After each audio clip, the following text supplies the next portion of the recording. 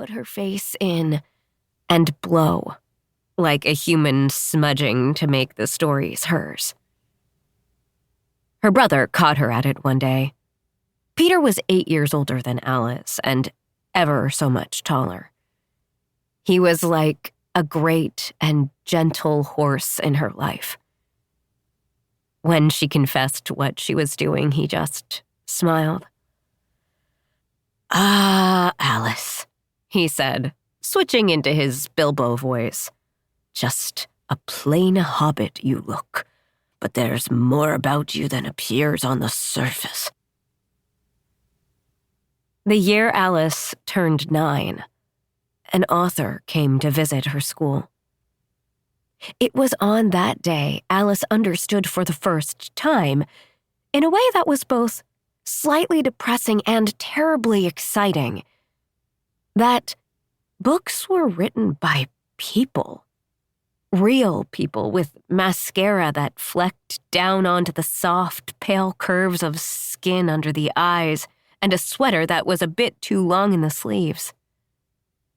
This woman at the front of the class, this not quite finished-looking woman, had written the book she was holding in her hand. Before this point, Alice had never met an actual author, and so it had been possible to pretend that they were no more real and thus as magical as the characters inside. But here was this woman telling the class that she wrote every day during these hours using this ordinary pen, that the characters were her friends. "I live in their world when I am writing," the author said to the class. Yes, Alice thought, the breath catching in her throat. And in that moment, she changed her allegiance from magic to magician. "I'm going to make my own worlds," Alice told her brother. Peter was getting his things together for a swim meet. He was always swimming or running or lifting weights in preparation. His weekends spent traveling to swim meets with their father. Their father said children needed to have goals, by which he meant win, by which he meant Peter. Alice wondered what their father would say about her new goal, but it was not something she would tell him.